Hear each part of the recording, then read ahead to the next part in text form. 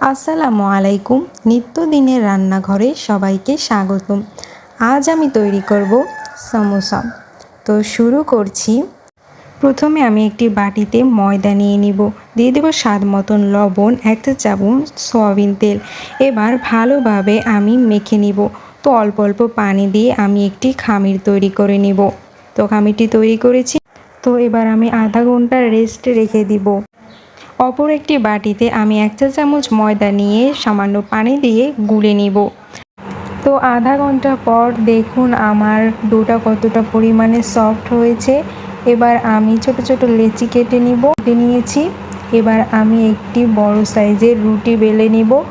তো দেখুন আমার রুটিটা কতটা পরিমাণে পাতলা হয়েছে।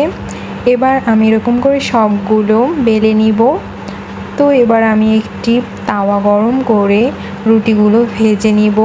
এপিঠ থেকে ওপিঠ উল্টিয়ে সুন্দরভাবে আমি রুটিগুলো ভেজে নিব। তো আমি সবগুলো ভেজে নিয়েছি।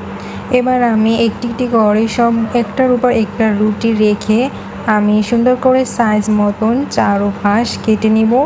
এপাশ থেকে আমি একটু কেটে নিব। তো আমি চারোপাশ সুন্দরভাবে কেটে নিয়েছি। এবার মাঝখান থেকে আমি সমান সাইজে কেটে নিব। রুটির চারপাশ কেটে রাখাগুলো আমি তেলে ভেজে সুন্দরভাবে আমি গুঁড়ি করে নিব।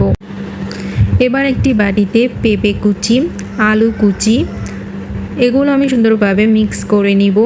তারপর এর থেকে পানি চিপকিয়ে আমি একটা প্লেটে রেখে দিব। তারপর পেঁয়াজ কুচি, কাঁচামরিচ কুচি, সামান্য একটি জিরের গুঁড়ো এবং স্বাদ মতন লবণ দিয়ে আমি ভালোভাবে মেখে নিব।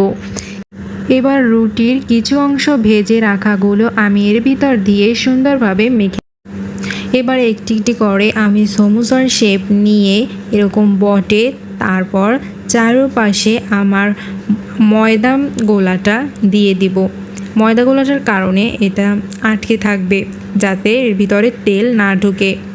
তো এবার আমি পুরটা দিয়ে দিব। তো তারপর আবার আমি হালকা একটু ময়দার মিশ্রণ দিয়ে আমি এটা আটকিয়ে দিব, তাহলে খোলার সম্ভাবনা কম থাকে। এরকম করে আমি সবগুলো তৈরি করে নিব। এবার ফুটন্ত গরম তেলে আমি একটি একটি করে সমোসা দিয়ে সুন্দরভাবে লাল করে ভেজে নিব।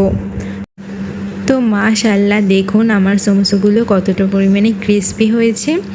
এবার আমি আপনাদেরকে ভেঙে দেখাচ্ছি। তো দেখুন কি সুন্দর হয়েছে। তো সবাই ভালো থাকবেন, সুস্থ থাকবেন এবং আমার চ্যানেলটি সাবস্ক্রাইব করে দিবেন। আল্লাহ হাফেজ।